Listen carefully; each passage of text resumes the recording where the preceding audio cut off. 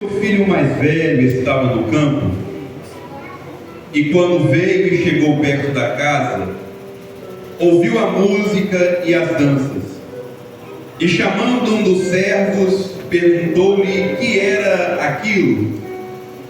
E ele lhe disse: veio teu irmão, e teu pai matou o bezerro cevado, porque o recebeu são e salvo. Mas ele se indignou e não queria entrar. E saindo o pai, insistia com ele. Mas respondendo ele, disse ao pai: eis que te sirvo há tantos anos, sem nunca transgredir o teu mandamento, e nunca me destes um cabrito para alegrar-me com os meus amigos. Vindo, pois, este teu filho, que desperdiçou a tua fazenda com meretrizes, mataste-lhes o bezerro cevado. E ele disse: filho, tu sempre estás comigo, e todas as minhas coisas são tuas. Amém? Feche os seus olhos por um instante. Pai, nesse momento nós iremos meditar na tua palavra. Pedimos, Senhor, que a tua graça esteja conosco, ó Pai, neste lugar. Deus, que eu não fale nada de mim mesmo, ó Pai, mas movido pelo teu Espírito Santo, eu possa falar, ó Pai, aquilo que o Senhor colocar em minha boca. Ó Pai, que nessa noite nós não recebamos aquilo que nós queremos, mas que nós recebamos aquilo que nós precisamos receber da parte do Senhor. Deus, que o teu Espírito Santo fale conosco nessa noite e trabalhe em nossos corações. Pai, que a tua palavra ela venha encontrar guarida e morada em nossos corações, ó Pai, e que nós não venhamos sair daqui da mesma forma que nós adentramos essa noite, mas que nós possamos sair daqui, ó Pai, cheio da tua graça, da tua presença, do teu poder, da tua unção, para que nós possamos testificar, ó Pai, que grandes coisas o Senhor tem feito por nós. Deus, e assim eu oro nessa noite e lhe peço, ó Pai, fala conosco e fica conosco, em nome de Jesus Cristo. Amém.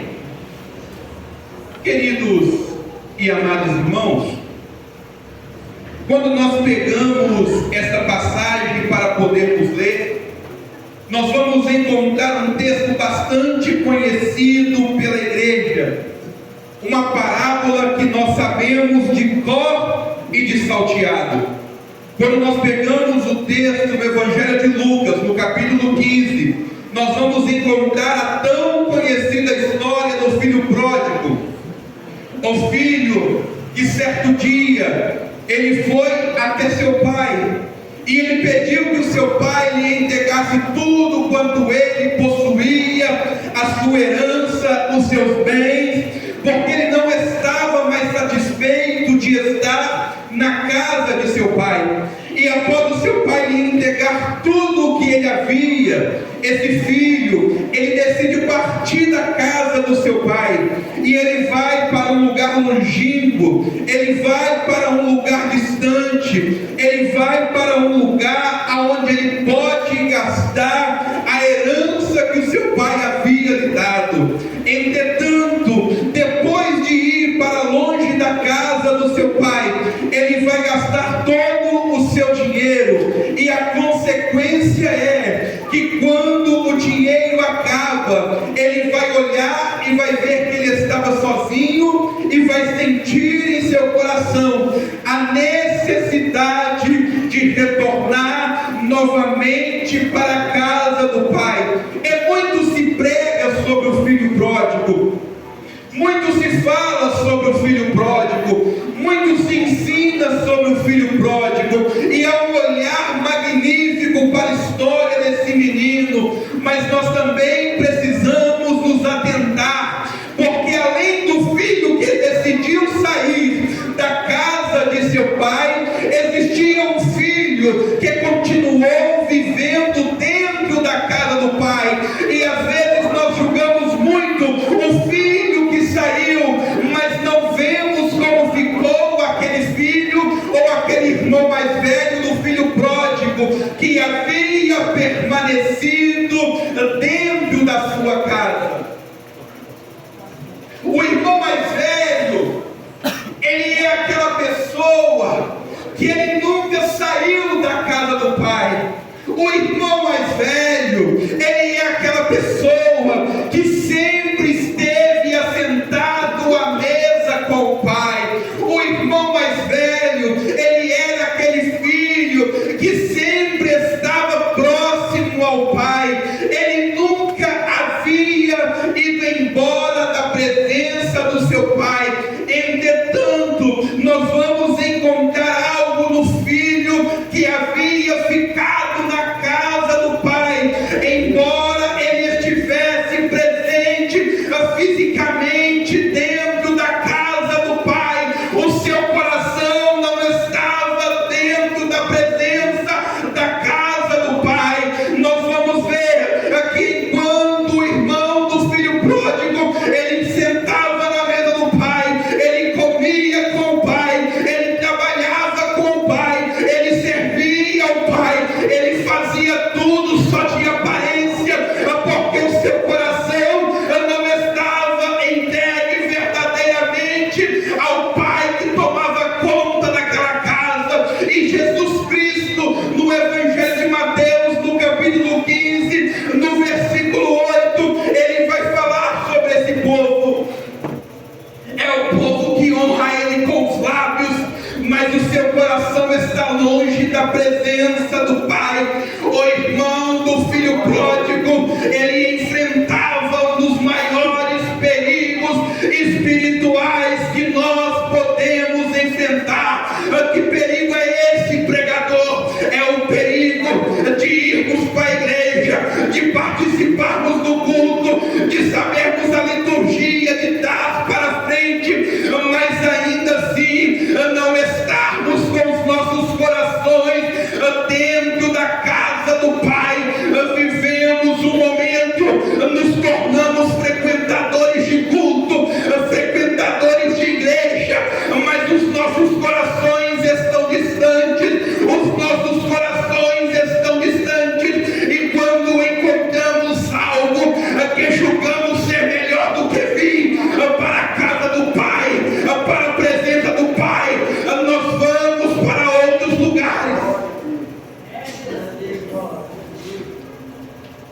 Estamos cheios de crentes em nossos dias que frequentam o culto, servem em ministérios, têm cargos na igreja, mas ainda não se entregaram verdadeiramente ao pai.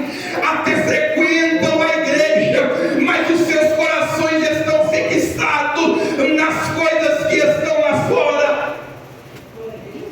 E infelizmente, pasme os senhores e as senhoras, esta é a realidade de muitos crentes em nossos dias. Mas está presente fisicamente dentro do templo não significa estar em comunhão e em intimidade com o Senhor. Estar presente fisicamente dentro do culto não significa verdadeiramente que entregamos o nosso coração por inteiro. Precisamos deixar para trás aquilo que nos afasta do Senhor. Precisamos deixar para trás aquilo que nos afasta da presença de Deus. Precisamos deixar para trás aquilo que quer nos ferir, de estarmos na presença do Senhor e entregarmos-nos verdadeiramente à presença do Pai. O problema é que tem muita gente vivendo de aparência, tem muita gente vivendo de amostra, tem muita gente que acha que é fácil colocar um terno, uma Bíblia debaixo do braço, um vestido até o pé e vir para a igreja, mas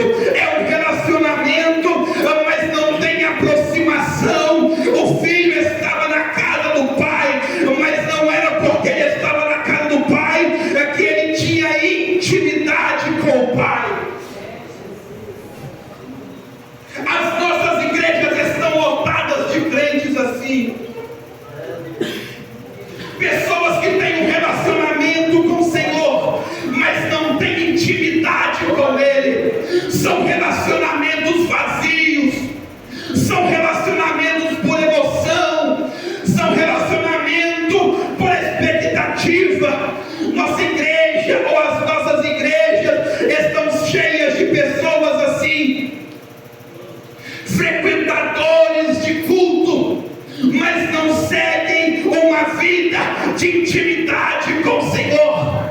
E como eu faço para poder ter intimidade com o Pai? Eu medito na palavra, de dia e de noite. Quando a madrugada vira, eu acordo e dobro os meus joelhos na beira da cama para poder falar com o Pai. Quando a alva sobe, eu me conecto em consagração e em jejum com o Pai. Quando o dia está passando, eu estou nos meus afazeres diários, mas o meu pensamento, ele está ligado no trono da graça. Isto é viver uma vida de intimidade, de relacionamento, de contato com o Pai. Mas infelizmente nós temos perdido este relacionamento com o Pai. Crentes que não dobram mais os seus joelhos para poder orar, crentes que não abrem mais as suas Bíblias para poder ler. A Bíblia está até amarela, aberta no Salmo 91, está igual católico. Mas dessa noite o Senhor te trouxe aqui porque Ele quer resgatar a intimidade que tu tinhas com Ele. Nesta noite o Senhor está nos convidando para podermos voltar à verdadeira intimidade com o Senhor.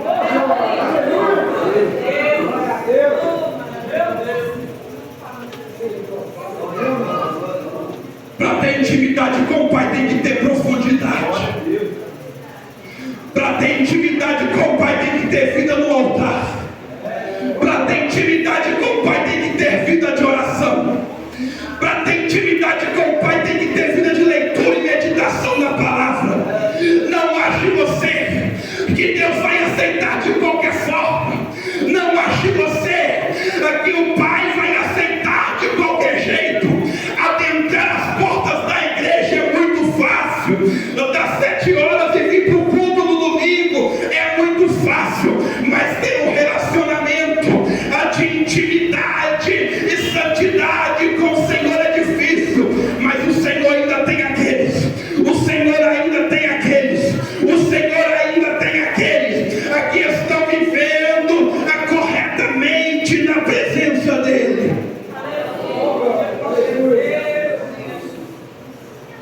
O segundo sinal que nós vamos encontrar no irmão mais velho do filho pródigo é que ele servia na casa do pai. Entretanto, o ato dele de servir na casa do pai era uma forma de servir sem alegria. Ele não servia mais com amor, ele servia somente por obrigação. A primeira coisa que o filho mais velho vai fazer é reclamar com seu pai. Eu te sirvo há tantos anos e tu nunca me destes um cabrito para eu poder dividir com meus amigos. Ao filho, o irmão mais velho, ele servia, mas ele não tinha mais alegria em servir. Ele servia porque era conveniente. Ele não servia com amor, ele não servia com alegria, era mera obrigação. O serviço na casa do pai lhe tornou um fardo, e a expectativa dele era que à medida que ele fosse fazendo algo para o seu pai lhe desse algo em troca. Ele queria receber algo em troca, mas quando o servir na casa do pai se torna um fardo, significa que os nossos corações não estão mais encontrando prazer na presença do Pai.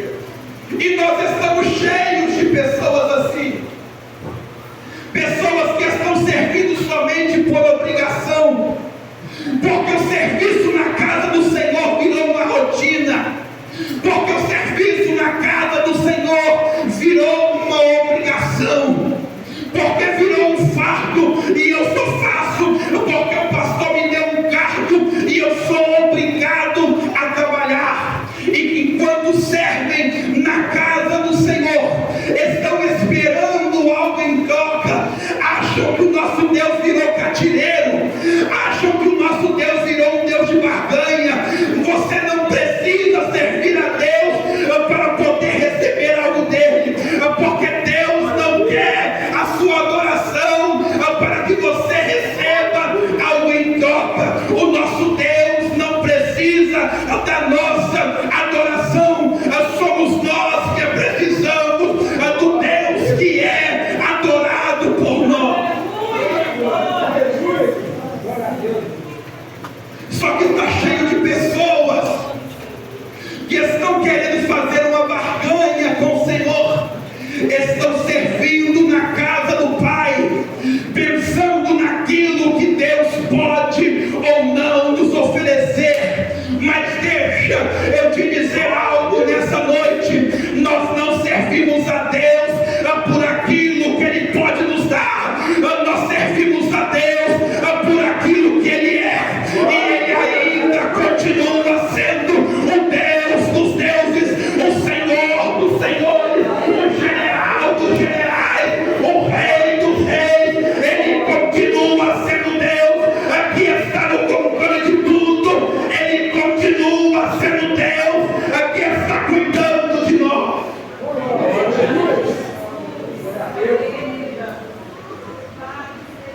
E nós não temos que servir a Deus por aquilo que Ele vai fazer ou deixar de fazer. Nós temos que servir a Deus por aquilo que Ele é em nossas vidas. Só que o irmão do filho pródigo, ele somente servia ao Pai na expectativa de receber algo em volta. Mas tem uma canção que diz assim, ó: se Deus fizer, Ele é Deus. Se não fizer, Ele é Deus. Se a porta abrir, Ele é Deus. Mas se fechar, continua sendo Deus. Se a doença vier, Ele é Deus. Se curar eu for, Ele é Deus. Se tudo der certo, Ele é Deus. Mas se não der, continua sendo Deus. Eu não adoro pelo que Ele faz, eu adoro pelo que Ele é. Haja o que houver, sempre será Deus. Nós não adoramos a Deus por causa daquilo que Ele pode nos dar. Nós servimos ao Pai por causa daquilo que Ele é nas nossas vidas. E eu profetizo sobre as nossas vidas dessa noite que Deus está restaurando o prazer de servirmos na casa do Senhor, não por obrigação, não por conveniência, não por barganha, mas por causa daquilo que Ele é e continua sendo nas nossas vidas. É por amor, é por amor, é por amor. É por amor que nós servimos, é por amor que nós servimos, e este mesmo amor é que nos conecta ao Pai. A terceira característica que nós vamos encontrar no irmão mais velho que ficou na casa do Pai é que ele obedecia ao Pai, mas ele obedecia com mágoas e com ressalva. O filho mais velho, ele obedecia ao Pai, mas o seu coração estava cheio de ressentimento, de angústia, de orgulho, de mágoa. O seu coração não estava mais na presença do Pai. A obediência dele estava ligada ao momento e à condição. Enquanto estava tudo bem, enquanto o Pai estava fazendo tudo que ele julgava correto, ele estava obedecendo na casa do Pai. Entretanto, quando o filho pródigo voltou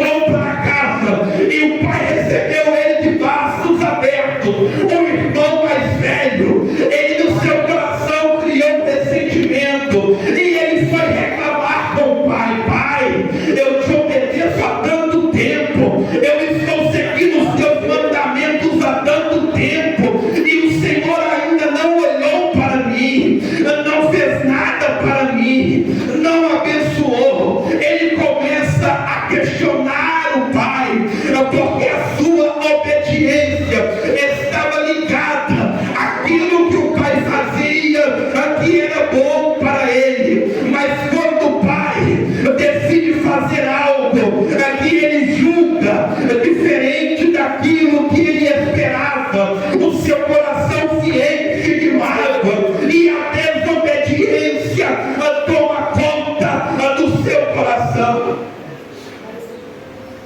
O problema é que nós estamos cheios de cristãos assim, crentes que só obedecem a Deus porque eles são convenientes, crentes que só obedecem a Deus até o momento que Deus está fazendo aquilo que eles querem, mas quando Deus decide virar a chave, quando Deus decide mudar a direção, quando Deus decide fazer aquilo que Ele não quer, Ele começa a questionar a Deus, Ele começa a questionar o Pai.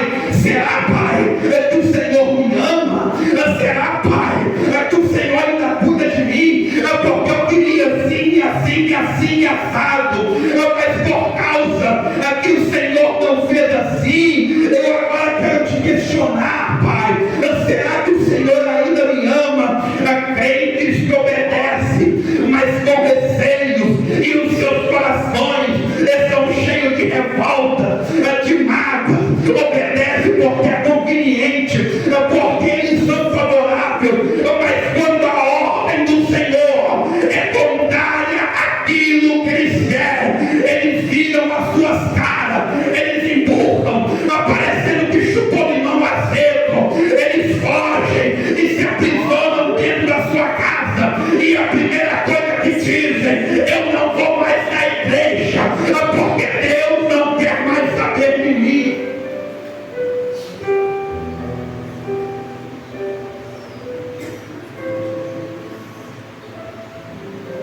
Está cheio de crente Jonas. Deus está mandando ir para um lugar, mas estão querendo fugir para outro. Está cheio de crente desobediente, que Deus já liberou a palavra do trono, e Deus não é homem para que minta, nem filho do homem para poder se arrepender, e estão bravos com Deus por causa daquilo que o Senhor falou, e estão fugindo da boa, perfeita e agradável vontade de Deus. Mas nessa noite eu tenho um recado para crente Jonas: não importa para onde tu vai tentar fugir, Deus sempre tem um grande peixe para te engolir e te vomitar de volta no centro da presença do Senhor.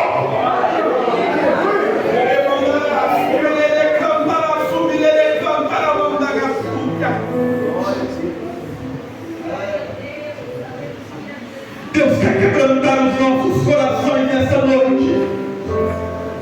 Deus quer transformar as nossas vidas nessa noite. Deus quer nos tirar do comodismo nessa noite, porque temos a credencial que somos velhos de igreja, mas não adianta ter credencial de crente velho, porque credencial não salva ninguém, credencial não abre porta do céu. O credencial, o cartão pode até abrir a porta do banco, mas no céu não entra. Eu posso ser crente velho, mas se eu não reconhecer que eu preciso estar com meu coração totalmente na obra do Pai, quando a trombeta soar, eu não preciso nem terminar. Fica de pé nessa noite.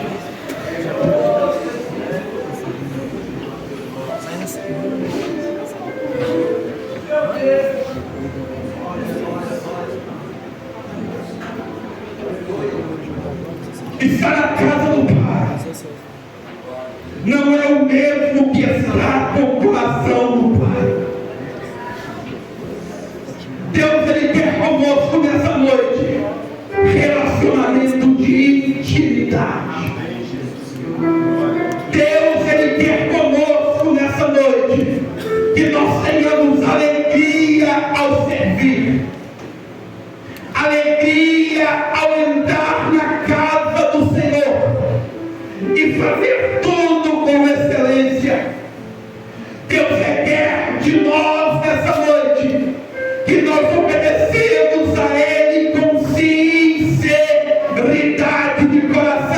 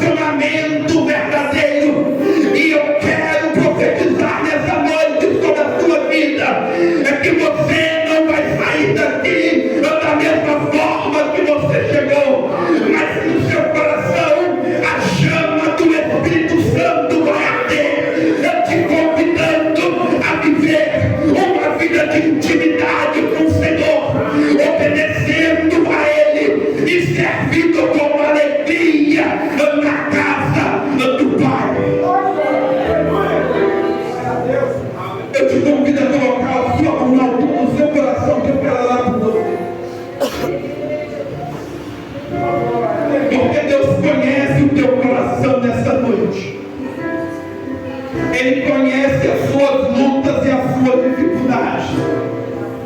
Ele conhece a tua dor e o teu sofrimento. Mas Ele continua no controle de tudo, porque Ele é Deus. E Deus, Ele nunca perde o controle da situação. Quando você serve verdadeiramente na casa do Senhor, Ele está cuidando da tua casa, do teu marido, da tua esposa, dos teus filhos, da tua parentela e de tudo quanto mais você colocar na presença dEle. Mas que os nossos corações estejam única e inteiramente ligados na presença do Pai. Pai de amor e misericórdia, nessa noite, ó Deus, eu quero clamar ao Senhor mais uma vez. O Senhor, ó Pai, que conhece e sonda os nossos corações nessa noite. Pai, o Senhor quer ver cada um daqueles que estão na tua casa neste momento. Ó Pai, o Senhor conhece as nossas vidas. O Senhor conhece as nossas dificuldades. O Senhor conhece, ó Pai, os nossos corações. Ó Pai, que nessa noite, ó Deus, o teu Espírito Santo desperte em nós o desejo de servirmos na tua casa, de trabalharmos na tua casa, não por aquilo que o Senhor pode nos oferecer, mas por aquilo que o Senhor é para nós. Ó Pai querido, que nós possamos fazer mais para a tua obra, sem olharmos o momento, sem olharmos as condições, sem olharmos, ó Pai querido, o nosso querer, porque, ó Pai querido, nós temos que servir ao Senhor, falar do Senhor e anunciar o Senhor em tempo e fora de tempo. Ó meu Pai amado, que nessa noite os nossos corações se voltem para Ti e que nós reconheçamos, ó Pai, o nosso estado caído, o nosso estado pecaminoso, porque nós não somos ninguém, nós não somos nada, mas graças ao sacrifício que foi feito na cruz do Calvário, o Senhor nos alcançou, o Senhor nos perdoou, o Senhor nos comprou, o Senhor nos trouxe novamente a intimidade contigo. Ó meu Pai, e que nós possamos voltar nessa noite entendidos que o Senhor requer de nós as nossas vidas inteiramente no teu altar. E assim eu oro nessa noite e agradeço em nome de Jesus Cristo. Amém.